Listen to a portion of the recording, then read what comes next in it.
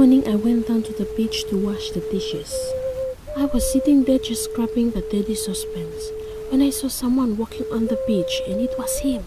It was Andrew. I haven't seen him since we left school, but he hadn't forgotten me. Quickly I looked down at the saucepan, trying not to look at him, but I heard his footstep on the coral coming closer. He came straight over to me, grabbed a saucepan and started scrubbing it, like it was the most normal thing in the world. I was speechless. I looked at him and he just smiled.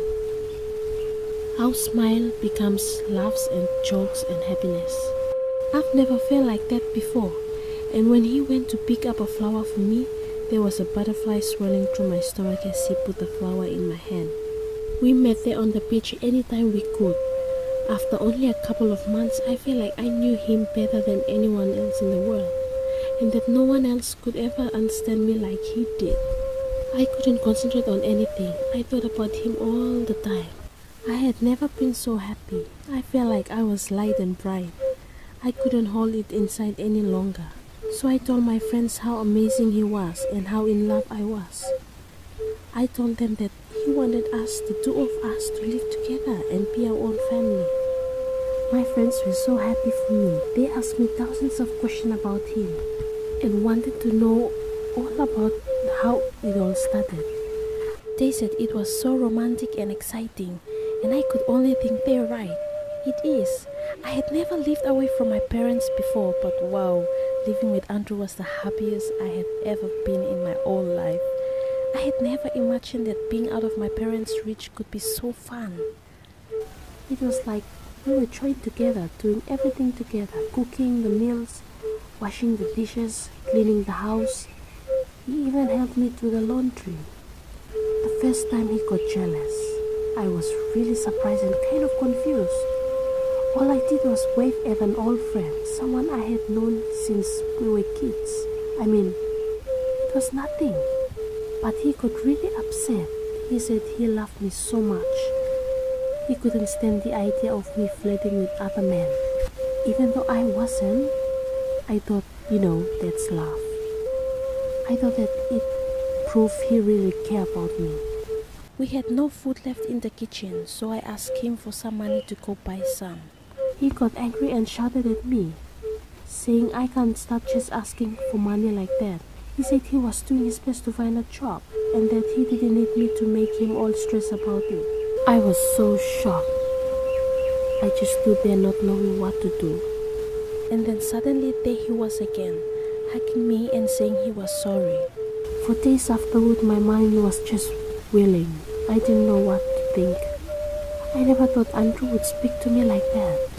Someone had to bring in some money, so I started making food for us and sell. I was so proud of what I had achieved.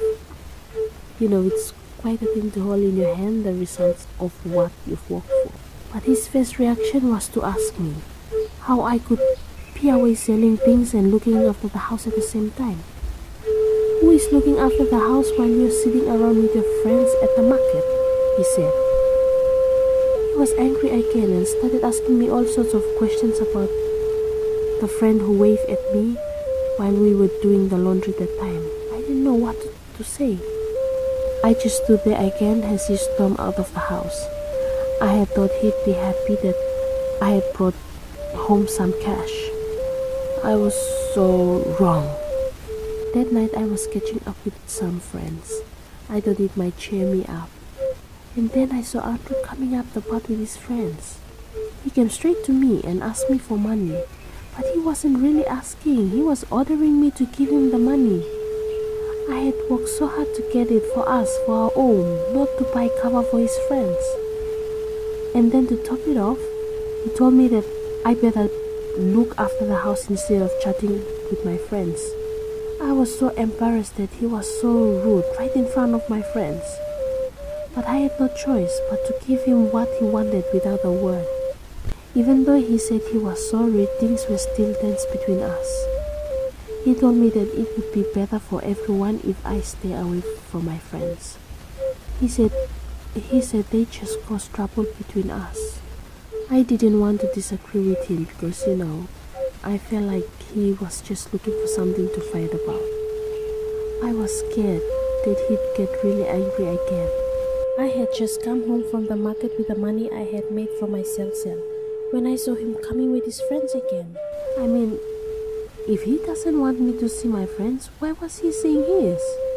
When he told me to give him the money, something inside me just snapped.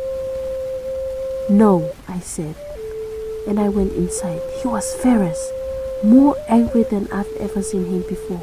When he pushed me to the floor, I saw the look in his eyes, and I went cold over. He looked like he could really kill me.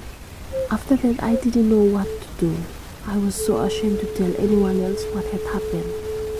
But I was more afraid to stay at home, not knowing what would happen next time Andrew came home angry. I know now that what he did is not okay. He might say he's sorry, but I know that it won't change how he treats me. I've been asking myself, what went wrong? What can I do to get a normal life? I still don't really know, but I can see two choices right now. Live now or live like this forever. I've made my choice.